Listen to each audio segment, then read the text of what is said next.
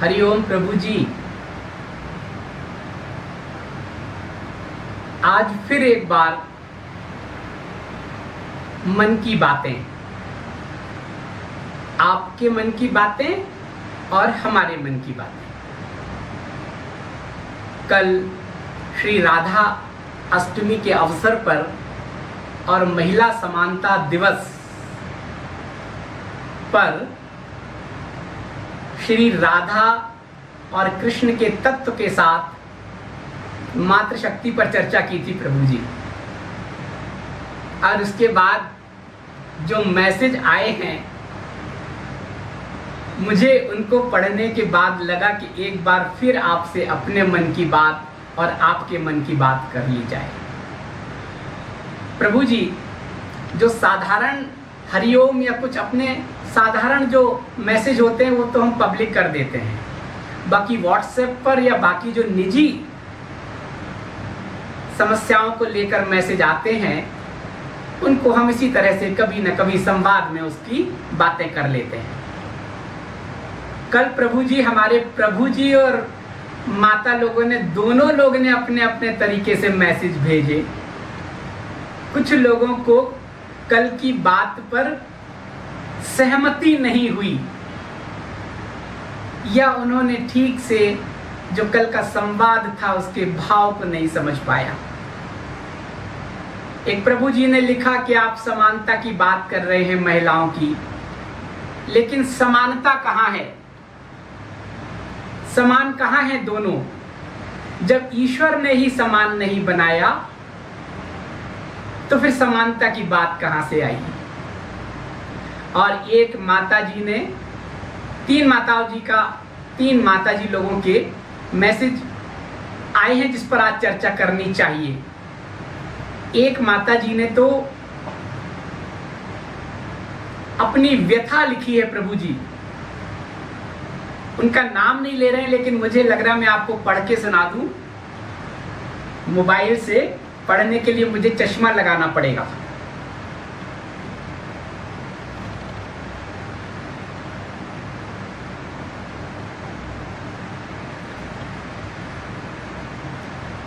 जी प्रभु जी, माता जी ने लिखा है, आपका कल का संवाद सुना प्रभु जी। मैं तो सारे प्रयास करके हार गई। 15 वर्ष हो गए शादी को। 6 महीने बाद ही पता चला कि न पति मुझे समझता है न मेरी सास। और जब मैंने उन्हें समझाने की कोशिश की तो मुझ पर एक के बाद एक अत्याचार होते रहे प्रभु जी। लेकिन मैं सहती रही और भगवान से प्रार्थना करती रही कि कभी तो उनको सद्बुद्धि मिले। लेकिन आज 15 वर्ष हो गए, अब मुझे वैराग्य हो गया है। अब मुझे न पति से प्रेम है, न परिवार से, न बच्चों से। कोई परिवर्तन नहीं हुआ। अगर मैं उन पर आश्रित नहीं होती तो मैं छोड़कर चली जाती। आप भी अपने आश्रम का पता नहीं दे रहे हैं, ना ही मोबाइल नंबर। मैं कुछ दिन के लिए शांति चाहती हूँ। मुझे सबसे वैराग्य हो गया है। अपने आश्रम का पता दें तो मैं कुछ दिन आकर आपके आश्रम में रहूं। और मुझे तो अपना जीवन बोझ लग रहा है। और फिर उन्होंने कुछ निजी बातें लिखी हैं। प्रभु जी,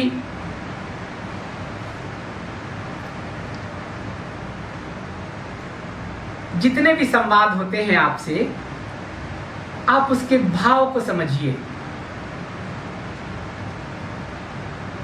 आध्यात्म को और इस संसार को, इसके बारे में हमने कई बार आपको बताया है प्रभु जी। अंदर की यात्रा तो ये बाहर से ही जाती है। मैंने कई बार बताया है कि ये जीव आत्मा, ये जीव धारण करती है और ये जीवात्मा अपने प्रारब्ध को भोगती है। गर्भ में ही उसका पूरा नेगेटिव बन जाता है। हम अपने कर्म से, पुरुषार्थ से उसको पॉजिटिव बनाते जाते हैं और जो रह जाता है वो कैरी फॉरवर्ड हो जाता है। और जीव इस जगत को जानकर ही जगदीश्वर को जान सकता है। माता जी ने जो लिखा, हो सकता है वो आप सब लोगों में बहुत लोगों की कहानी हो अलग अलग तरीके से, चाहे वो पति हो चाहे पत्नी हो। पति की भी इसी तरह की शिकायत हो सकती है, मेरे पास आते हैं मैसेज, उनको भी लगता है कि जीवन बिल्कुल त्रस्त हो गया है जीवन से, मां की माने या पत्नी की माने। प्रभु जी मेरा फिर निवेदन है, ये माता जी ने जो अभी मैसेज भेजा है, जो मैंने आपको सुनाया, माता जी बहुत देर हो गई, इसको आपने नियति समझ के स्वीकार कर लेना चाहिए। ये नियति थी, इसलिए आपके मन में ये विचार नहीं आए। लेकिन अगर आप सच में उस ईश्वर के प्रति, परमात्मा के प्रति आपकी आस्था, विश्वास और श्रद्धा होती, और कभी आप अपने, जब आपको लगा कि 6 महीने बाद से ही परेशानी शुरू हो गई, और जिन शब्दों का आपने उपयोग किया, आप उस पर चिंतन करते, अपने विवेक का इस्तेमाल करते, आज आपने लिखा कि अगर आर्थिक रूप से संपन्न होते तो मैं घर छोड़कर कब की चली गई होती। प्रभु जी यही विचार अगर आपके मन में 14 वर्ष पहले आया होता, और आप देखते कि सारे प्रयास करने के बाद भी स्थिति अनुकूल नहीं हो रही है, आपकी नियति है, अब उसमें से स्पेस आपको निकालना था, रास्ता आपको बनाना था कि कैसे हम उसमें सहजता से जी सकें। आप तभी प्रयास कर लेते आत्मनिर्भर होने का, वो तो आपके हाथ में था। शिक्षा का अभाव था तो आप शिक्षा ग्रहण कर सकते थे उस समय। 14 वर्ष पहले आपने लिखा कि आपकी आयु 22 वर्ष थी। आत्मनिर्भरता के लिए आप तब से कोई उपाय कर सकते थे जब आपको लगा कि अब तो 6 और साल भर हो गया है, यहाँ स्थिति ठीक नहीं होगी, मुझे ही अपना कोई रास्ता चुनना होगा। उस समय अगर आप कोई स्टेप उठाते, उस समय अगर आप कोई निर्णय लेते, तो उसी के बीच में से कोई रास्ता निकलता, और जब आप रास्ते पर आगे बढ़ जाते, अपना कोई रास्ता बना लेते, हो सकता थोड़े समय में चीजें ठीक हो जाती। उस रास्ते पे जाने के बाद हो सकता कभी आपको वापस लौटने की भी आपके लिए रास्ता बना रहता। और अभी आप जो आश्रम में आने की बात कर रहे हैं, मेरा तो कोई आश्रम ही नहीं है, मेरा तो आप विचार ही छोड़ दीजिए, मेरा तो कोई ऐसा स्थान ही नहीं है, और किसी भी आश्रम के लिए मैं किसी को सजेस्ट नहीं करता। मेरे कुछ अनुभव हैं, कटु अनुभव हैं, इसलिए मैं कभी नहीं कहता कि आप वहां जाइए, उनसे मिलिए, उस आश्रम में जाइए, वहां रहिए, साधना कीजिए, कभी नहीं कहता मैं। और ये प्रभु जी वैराग्य नहीं है, ये मंडूक वैराग्य है। वैराग्य होता है कि सब कुछ ठीक होते हुए और हमें रस नहीं आ रहा है, इसका मतलब है कि ये संसार आपके लिए उपयुक्त नहीं है, आपको कोई दूसरा रास्ता। लेकिन यहां तो परिस्थितियां विपरीत थी, परिस्थितियों की वजह से आपके अंदर वैराग्य, विद्वेष की वजह से वैराग्य, प्रतिकूल स्थितियों की वजह से वैराग्य का भाव उठ रहा है 15 वर्ष बाद। प्रभु जी ये तो आपके लिए और प्रतिकूल हो सकता है।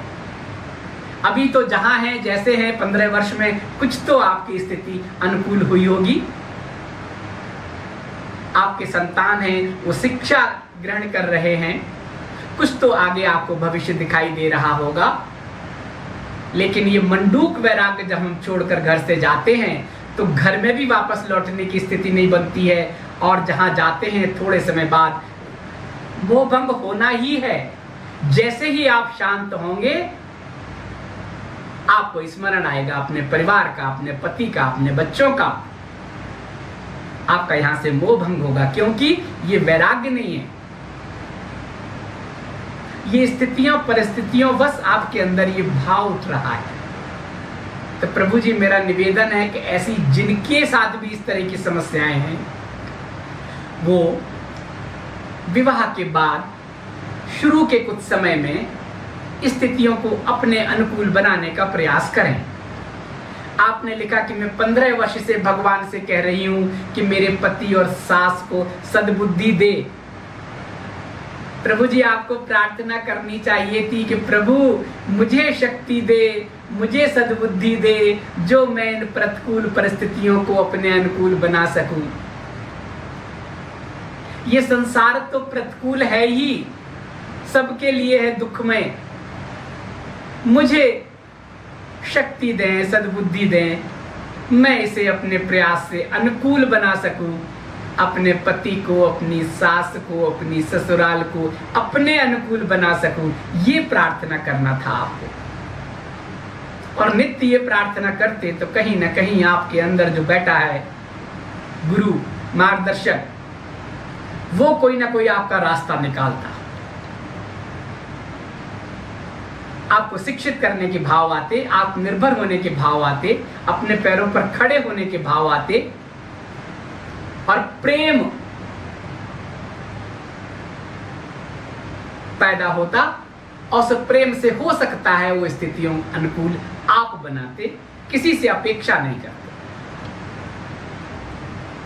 मैंने बहुत लोगों को देखा है प्रभु जी, कई लोग जो इस जगत को जान लेते हैं, परमेश्वर की उस सत्ता को मान लेते हैं, उनके अंदर दो विचार आते हैं कि प्रभु मेरा प्रारब्ध है, मुझे ये पति मिला, मुझे ये पत्नी मिली, मुझे ये भाई बहन मिले, माता मिले, पिता मिले, ये मेरा प्रारब्ध है, मुझे इसी में से अपना रास्ता निकालना है।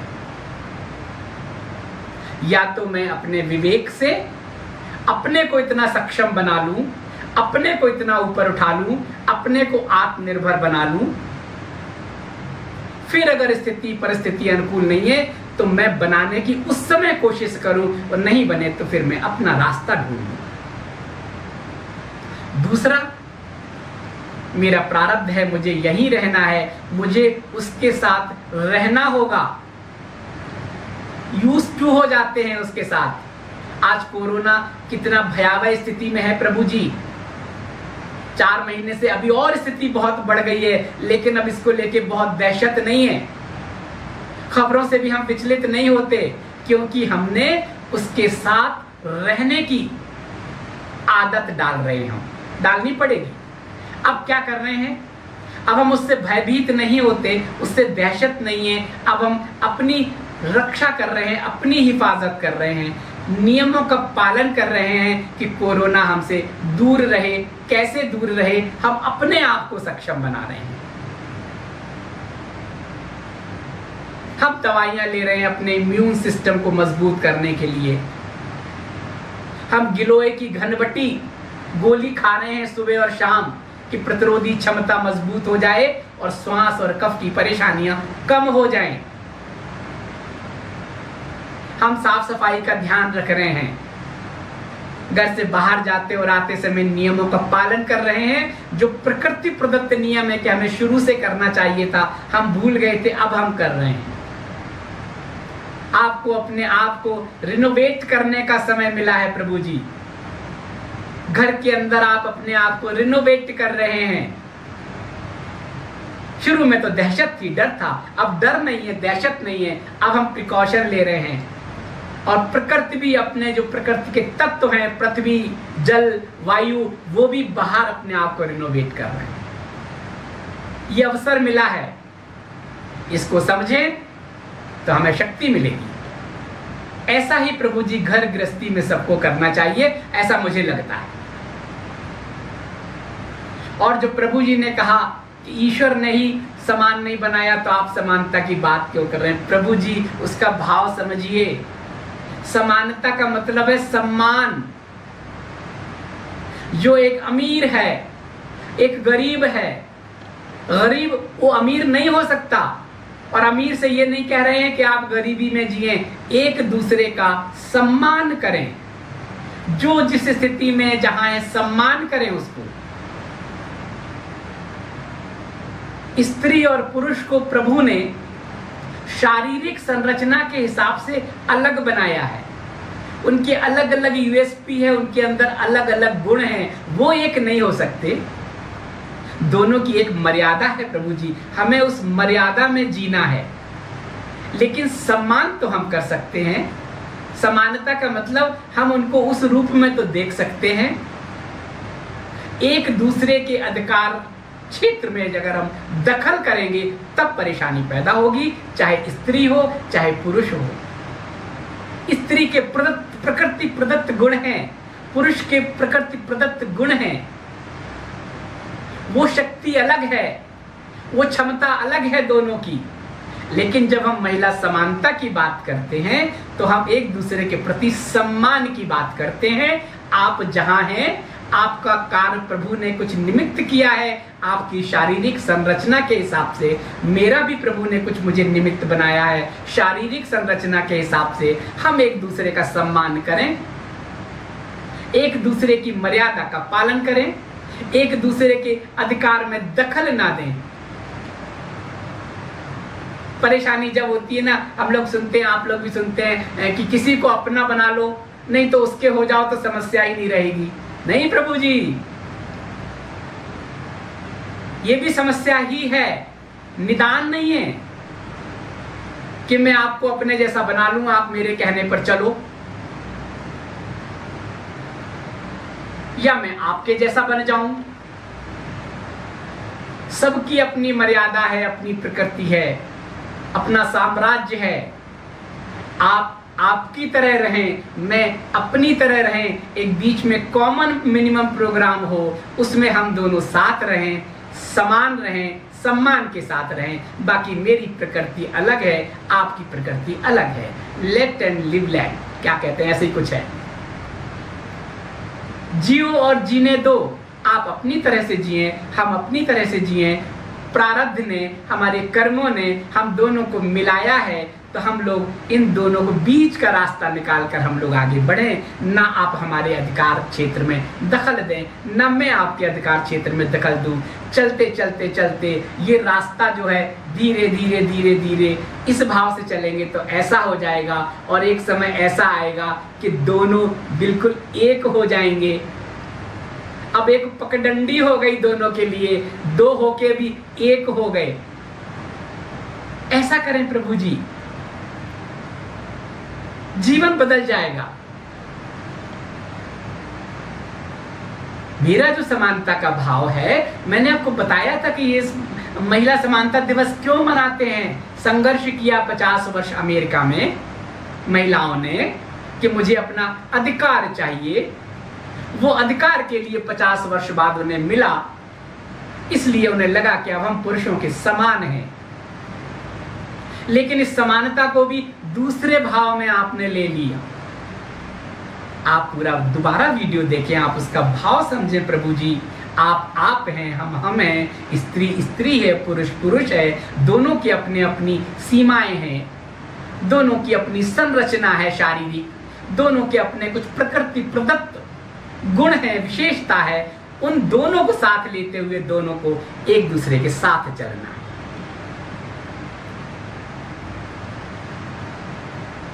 ऐसा है प्रभु जी। इसीलिए आज लगा था कि एक बार मन की बातें कर लें प्रभु जी। और एक माता जी ने इनके साथ ही एक और लिखा था, उन्होंने भी लिखा कि मेरी सास मुझे बेटी की तरह नहीं मानती, मैंने तो उसे मां की तरह मानने की कोशिश की कई वर्ष तक, लेकिन उसका भाव नहीं बदला। इसलिए मेरा उस परिवार से ही कोई प्रेम नहीं है। प्रभु जी, इसको भी समझ लें। आप उनको कितना भी कहें कि मैं अपनी सास को मां मानती हूं, मां नहीं हो सकती है। सास कितना भी कहे बहू को कि मैं इसे पुत्री की तरह मानती हूं, पुत्री नहीं हो सकती है प्रभु जी। जिसके गर्भ से आपने जन्म लिया है वो मां है, एक ही मां है वो।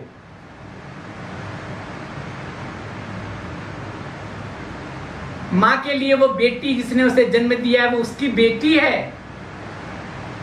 हम क्या करें, हमारा विवाह हो, पति से रिश्ता जुड़ा है, पूरा जीवन चलना है, वंश चलना है, तो मैं उस भाव से मानूं कि ये मेरे पति की माँ है, इसलिए मेरी माँ है, तो पति की माँ है उस रूप में आप उसको देखें। और माँ को भी चाहिए कि मैंने अपने गर्भ से पुत्र को जन्म दिया है, अब ये पुत्र मेरे वंश को आगे बढ़ाने के लिए, अपने जीवन को आगे बढ़ाने के लिए एक जीवन संगिनी लाया है, मैंने उसका चुनाव किया है, या मैंने सहमति दी है, या मैंने विवाह किया है, या मेरी मर्जी है, मैं उसे अपने पुत्र की पत्नी मानूं, तो जैसा मैं अपने पुत्र के साथ व्यवहार करती हूं वैसा ही मैं उसके साथ व्यवहार करूं। ये भाव होना चाहिए। और पति को भी ये समझना चाहिए, ये मेरी पत्नी है, ये मेरी सहधर्मिणी है, मेरी जीवन संगिनी है, मेरा कर्तव्य है कि मैं से अपने घर के जो मेरे नियम हैं, जो इस घर का रहन सहन है, जो इस घर के संस्कार हैं, वो उस पत्नी में आए, उसको ढालने के लिए तो प्रभु जी प्रेम चाहिए। अंदर से सहलाने की जरूरत है, ऊपर से थपथपाने की जरूरत है, तभी वो घड़ा, तभी वो सुराही, तभी वो वैसी शेप दे पाएंगे जैसे आपका परिवार है, जैसा आप चाहते हैं। केवल थप थप करने से नहीं होगा प्रभु जी, और केवल सहलाने से भी नहीं होगा। लिबर्टी को ग्रांटेड भी ले सकते हैं, और थप थप करने से दूसरा भाव प्रकट हो सकता है, जैसे कि माता जी ने लिखा कि अत्याचार कोई नहीं करना चाहता, कोई सास नहीं चाहती कि जिसे बहू को मैं अपने लाड़ से, प्यार से, दुलार से उसके घर में प्रवेश करते समय सारे उसके पैरों को, दाहिना पैर आगे रखना घर के लिए लक्ष्मी होती है, शुभ होती है, उस तरह से आरती उतार के उसे अपने घर में लाई हूँ। तो कोई नहीं चाहता कि वो इस तरह से मेरा घर का वातावरण खराब हो। सबको अपनी अपनी थोड़ा सा चश्मे के नंबर बदलने की जरूरत है। वो 25 वर्ष तक, 20 वर्ष तक एक घर में रही, एक माहौल में रही, दूसरे माहौल में आई है, सास सोचे कि ठीक है वहां से आई है, धीरे धीरे धीरे होगा, तो वो थप थप आए, थप्पी नहीं मारे, थप थप आए, और अंदर से प्यार की सहलाए, शेप मिल जाएगी।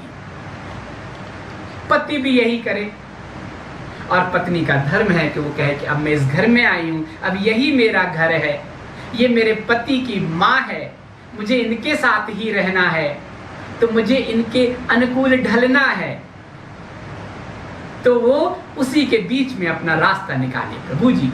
अब बाकी दुख सुख तो नियति है, अगर आपका प्रारब्ध है, अगर सब प्रयास के बाद भी अनुकूलता नहीं है, तब प्रभु जी विवेक,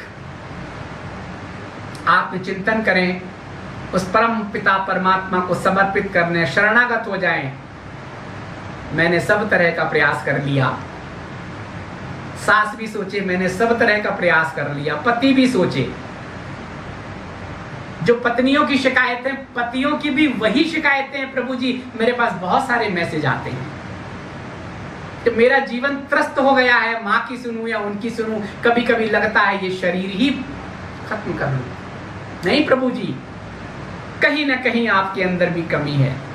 शुरू के समय में तो आपने हाँ हाँ हाँ हाँ करके एक दूसरे तरह के आपने प्रेम के विराट स्वरूप को नहीं समझा। अब आप चाहते हैं स्थितियां बदल जाएं। कैसे बदल जाएंगी प्रभु जी? हमें उन स्थितियों के अपने अनुकूल बनाना है, या फिर उनके साथ रहने की आदत डालनी है, अपने प्रिकॉशन लेना है। कोरोना से आप लड़ने थोड़ी जाएंगे, बाहर भीड़ है, कुछ है, दुकान है, तो आप जानबूझ के थोड़ी जाएंगे कि अब मुझे तो वही दुकान से, इसी दुकान से सामान लेना है। भीड़ है, भीड़ में ही जाना है, सामान भी लेना है, घर भी लाना है, लेकिन अपना प्रिकॉशन के साथ। यही भाव रखें तो घर को प्रभु जी स्वर्ग बनने में देर नहीं लगेगी, ऐसा मुझे लगता है।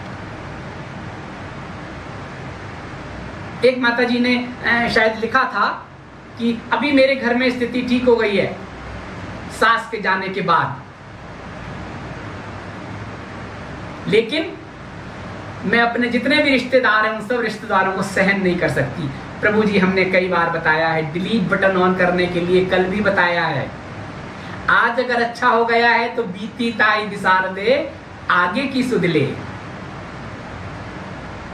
कई बार हमारे रहन सहन से हमने कुछ सहा होता है, उस सहा जो होता है वो हमारे अवचेतन में होता है, वही हम दूसरे को सहने को मजबूर करते हैं। पुराने जमाने में देखिए आप अपनी दादी को, अगर आपकी ज्यादा उम्र है तो अपनी माँ पिता दादा दादी उन लोगों के जीवन देखिए, कितने नियंत्रण में रहते थे, वो सहते थे। वो सहनशीलता तो माताओं का पहला गुण है। सहते सहते उस समय वो बोल नहीं सकते थे खुल के, वो भी आश्रित थे पूरी तरह से। और जब वो सास बनी तो कहीं ना कहीं अवचेतन में था, वो डिलीट नहीं हुआ। तो जो बहू थी, जो सास ने किया, अब वो वही बहू पर प्रयोग करती है, मैं सास हूं, अब मेरा समय आ गया है। ऐसा ही आप कर रहे हैं। अब सास चली गई, अब आपके अंदर अभी हो रहा है कि वो रिश्तेदार आपको अनुकूल नहीं लग रहे हैं, कल को आपके बच्चों की शादी होगी, बहू आएगी, आप वही भाव व्यक्त करेंगे। डिलीट बटन ऑन कर दें, जो हुआ सो हुआ, अभी देखें आज क्या है। और अगर स्थिति शुरू में ही आपको लग रही है सारे प्रयास करने के बाद, हो सकता नियति हो, तब शिक्षित हो जाएं, आत्मनिर्भर हो जाएं। कल मैंने जो कहा शिक्षा की बात, प्रभु जी ये जो शिक्षा है ना हमारी आज की, ये रोजगार दे सकती है, नौकरी दे सकती है, पैसा दे सकती है, संस्कार नहीं दे सकती। हमारी पहली जो शिक्षा थी गुरुकुल की शिक्षा थी, सनातनी परंपरा की शिक्षा थी, हमारी संस्कृति की शिक्षा थी। गुरुकुल में ऋषि मुनियों द्वारा हमें शिक्षा मिलती थी, घर में हमारी दादी माता उनके द्वारा हमें संस्कार मिलते थे, शिक्षा मिलती थी, वो हमारे चरित्र का निर्माण करती थी, वो हमारे संस्कार का निर्माण करती थी। और उसी से हम एकजुट थे, एकता थी प्रभु जी हमारे अंदर पूरी तरह से। अंग्रेजों को लगा कि भारत को अगर कुछ करना है तो इनकी सांस्कृतिक एकता को तोड़ना पड़ेगा, इनकी जो शिक्षा प्रणाली है उसको तोड़ना पड़ेगा। इनके अंदर संस्कार कूट कूट कर भरे हैं, भाईचारे की भावना है, प्रेम की भावना है, एकजुट होने की भावना है, इस भूमि के लिए बलिदान होने की भावना है, देश के लिए कुर्बान होने की भावना है। ये उसी में खुश हैं जो इनके पास है, ये आगे बढ़ना ही नहीं चाहते। तब उन्होंने लॉर्ड मैकाले को भेजा कि जाओ अध्ययन करो। उसने यहाँ का अध्ययन करके जो रिपोर्ट भेजी, उसने कहा अगर भारत को मजबूत करना है अपने आधिपत्य से तो वहां की शिक्षा व्यवस्था को बदलना होगा। और जो वो शिक्षा आई प्रभु जी, उसने हमें नौकरियां दी, उसने हमें आगे बढ़ने का अवसर दिया, पैसा कमाने का अवसर दिया, हमारी गरीबी से ऊपर उठने का अवसर दिया। लेकिन हमारे संस्कार ऐसे हो गए, हमारा चरित्र ऐसा हो गया। इसलिए हमें उस शिक्षा की जरूरत है प्रभु जी। अभी हमारी शिक्षा नीति में बदलाव हुआ है देश में, लेकिन जो मुझे जितना ज्ञान है, मुझे बहुत ज्ञान नहीं है, मैं शिक्षाविद नहीं हूँ, लेकिन जिन चीजों का समावेश करना था वो समावेश शिक्षा में करना था, नहीं हुआ प्रभु जी। हमें अपने वेद, अपने शास्त्र, अपने पुराण, बाकी धर्मों के भी पुस्तकें, पवित्र पुस्तकें, उनका जो ज्ञान था बेसिक, उसको हमें शिक्षा में समाहित करना था। बेसिक ABCD जब हम सिखाते हैं तभी से हमें वो करना था। किसी भी धर्म वर्ग जाति के हों, उसकी जो सामान्य सर्वमान्य जो गुण है उसको हमें शिक्षा में समाहित करना था। हमने टेक्नोलॉजी पर पूरा ध्यान दिया प्रभु जी। ठीक है, वो भी अपनी जगह ठीक है, कुछ तो सुधार हुआ, लेकिन जो आज समस्याएं हैं हमारे घर परिवार की, इसके लिए हमें जिस तरह की शिक्षा की जरूरत है वो नहीं दिखाई दे रही। जो भी है, आज की मन की बात ज्यादा बड़ी नहीं करेंगे, आप देख लें, इसमें हमने आपकी मन की बातें और अपने मन की बातें कही हैं। प्रभु जी, स्पेस तो आपको ढूंढना पड़ेगा, शुरू में ही देर न करें। कल भी मैंने कहा था कि जब देर हो जाती है तब हम कुछ नहीं कर पाते हैं। स्थितियां परिस्थितियां अनुकूल हैं तो ठीक है, उन्हें बनाने का प्रयास करें, ठीक है, अपने आप का चश्मा नंबर बदलने की कोशिश करें, ठीक है, प्रेम के उस विराट स्वरूप को जानने की कोशिश करें, ठीक है। नहीं है, चिंतन करें, परमपिता परमात्मा को शरणागत हो जाएं। भगवान, अगर यही मेरी नियति है, लेकिन मेरा विवेक कहता है मुझे अपने पुरुषार्थ से इनसे ऊपर उठना है, अपना रास्ता बनाना है, तब आपके अंदर आएगा क्या रास्ता है कि किसी को दुख भी ना हो, किसी को तकलीफ भी ना हो और मैं अपना रास्ता निकाल लूं। मिलेगा रास्ता आपको। और बहुत वर्ष हो गए हैं, अब कोई रास्ता ही नहीं है, तब प्रभु मुझे ऐसी सद्बुद्धि दें, मुझे ऐसा ज्ञान दें, मुझे ऐसी सहनशीलता दें कि मैं इन्हीं स्थितियों में अपने आप को बनाए रखूं, निराश ना हो। यही जीवन है, ये जीवन है, लेकिन मैं अपने अंदर उस परमपिता परमात्मा को देखे तो हमें एक और जीवन दिखाई देगा। उस जीवन में आनंद है, प्रेम है। और जिस दिन आपने उस आनंद के महासागर में डुबकी लगा ली, सारी विपरीत प्रतिकूल परिस्थितियां आपको अनुकूल लगने लगेंगी, आप उनके साथ जीने लगेंगे, प्रिकॉशन ले लेंगे, जिससे कि आपके इसमें अवचेतन में कोलाहल ज्यादा न बढ़े, तनाव ज्यादा न बढ़े। और अगर डिलीट बटन आपका ऑन होता तो 15 साल बाद आपकी ये समस्या नहीं होती प्रभु जी, क्योंकि आपने लिखा कि अब मैं घर की मुखिया हो गई हूं, पिछला सारा डिलीट मार दो। जो आपको अनुभव हुआ है प्रतिकूल स्थितियों का, उसको सबक लो। अब हम आने वाली पीढ़ी के साथ ऐसा ना करें। और इसके लिए प्रभु जी समय समय पर जरूर लोगों ने आपको सलाह दी होगी।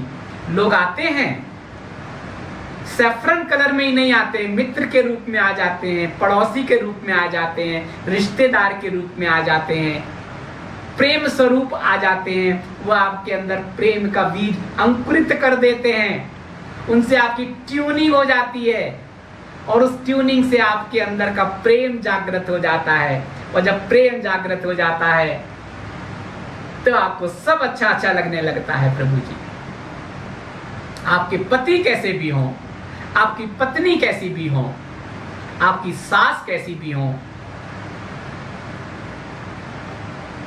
जैसे भी हैं, या तो शुरू में अपना रास्ता बना लीजिए। मैंने तो ऐसा भी देखा है प्रभु जी कि रास्ता बनाने के बाद भी बहुत से शिक्षित लोग अपनी नौकरी छोड़ दी ससुराल में पति के लिए, घर परिवार के लिए, और उन्होंने घर को संवारा, सजाया और घर को वहां तक ले गए। और उन्हें आज गर्व होता है कि मैं कहीं नौकरी कर रही थी, पति कहीं नौकरी कर रहा था। अगर हम अलग अलग होते तो शायद ये स्थिति, ये जो आज स्वर्ग बना है, घर नहीं होता। त्याग किया महिला ने, त्याग की प्रतिमूर्ति है माताएं, और त्याग करके उसी शिक्षा का, उसी विवेक का, उसकी जो बुद्धि थी उसका उसने अपने घर में इस्तेमाल किया और सब अनुकूल बना लिया। मैंने देखा है बहुत सारी महिलाओं को प्रभु जी अपनी कला कौशल से, अपने बौद्धिक ज्ञान से, अपने संस्कार से विपरीत परिस्थितियों में भी अपने आप को जीने की, ढालने की कोशिश की उन्होंने, और उनको स्पेस मिला। बहुत लोग ऐसे, मेरे पास तो बहुत मैसेज आते रहते हैं, इसलिए मन की बातों में हम आज घर संसार की बातें कर रहे हैं। एक माता जी ने बहुत अच्छी स्थिति में नौकरी छोड़ी और उन्होंने घर में आके, घर में देखा कि घर में तो अब परिवार बढ़ रहा है, जिम्मेदारियां बढ़ रही हैं, जरूरतें बढ़ रही हैं, पति की तो सीमित आय है, पति तो चाहते ही नहीं है कि हम इसको बढ़ाएं, विस्तार दें। उन्होंने विकल्प खोजा, उनके अंदर प्रतिभा थी, उन्होंने उस प्रतिभा का घर में ही इस्तेमाल किया, कमर्शियल रूप दे दिया प्रभु जी। आमदनी होने लगी, अपने ही घर में एक और मंजिल बना ली, घर में ही कोचिंग सेंटर खोल लिया, पढ़ाने लगे। अब वो पति पर आश्रित नहीं रहे। शुरू में जो थोड़े लड़ाई झगड़े होने लगते थे ना, आमदनी कम है, जरूरतें बढ़ रही हैं, तुमने मेरी नौकरी छुड़वा दी, एक दूसरे को ताने देते, कुछ देते, विषमता आती नहीं आई प्रभु जी। तब क्या होता, ये घर जो स्वर्ग आज लग रहा है वो नहीं होता। उन्होंने कहा मुझे करना है, अगर मैं सक्षम हूं तो मैं कर सकता हूं, मैं पति पर क्यों आश्रित रहूं। और उनके लोगों ने उन्हें सहयोग दिया, उनके मित्रों ने सहयोग दिया, उनके रिश्तेदारों ने सहयोग दिया, उनके मायके वालों ने सहयोग दिया, और उन्होंने अपने ज्ञान को बांटना शुरू किया। और जब हम पुरुषार्थ करते हैं तो वहां से माया आने लगी, सब परेशानियां दूर हो गईं, और आज उनका बहुत अच्छा एक घर है, कोचिंग सेंटर है बहुत बड़ा। कहती है मैं इसी में पूरी तरह से व्यस्त हो गई हूं, मेरे पति को तो बहुत प्रेम नहीं है, राग नहीं है, वो तो पता नहीं हमारी ट्यूनिंग नहीं है उनसे, नॉर्थ साउथ है, लेकिन हमने अपनी ट्यूनिंग यहां बिठा ली है। ये मैं सेवा कर रही हूं, समाज की लोगों का निर्माण कर रही हूं उनके, और घर परिवार भी ठीक चल रहा है, जो कमियां थी वो दूर हो गई, आर्थिक पक्ष मजबूत हो गया। अब मैंने इनके साथ जीने की आदत डाल ली है। ये सब प्रभु ने किया है, भगवान ने किया है। आस्था और विश्वास और बढ़ गई उनकी प्रभु जी। मैंने देखा है उनके घर जाके, बहुत सुंदर सा घर के अंदर मंदिर है, सुबह समय देते हैं, नियम करते हैं, ठाकुर जी की सेवा करते हैं, और उसके बाद अपना कर्म करते हैं, पुरुषार्थ करते हैं। अब पति दखल नहीं देता, वो जानता है कि मेरी तो सीमाएं हैं, मैं तो पूर्वाग्रह से ग्रस्त था, मैं नहीं कर पाया, लेकिन पत्नी ने सब कर दिया, सबकी जरूरतें पूरी कर दी। देवर और ननद भी खुश हैं, अर्थ से तो सब खुश होते हैं। अच्छी शादियां हो गई उनकी, अभी हैं वो माता जी। मैं जाता हूं उनके घर, जब मैं निकलता हूं यहां से यात्रा में दिल्ली होके, तो मैं उनके घर भी जाता हूं एक दिन के लिए। तो प्रभु जी कल का जो भी संवाद था उसका भाव समझ लें, और जो 2-3 आपके प्रश्न आए थे, घर छोड़ देंगे, किसी आश्रम में चले जाएंगे, समानता का भाव कैसे रखें, कैसे देखें, तो प्रभु जी के प्रश्न और माताओं के प्रश्नों पर लगा के आज मन की बातें कर लें, अपने मन की बातें, आपके मन की बातें। आज इतना ही, कल फिर किसी नए विषय के साथ आपसे संवाद होगा प्रभु जी। हरिओम, हरिओम प्रभु जी।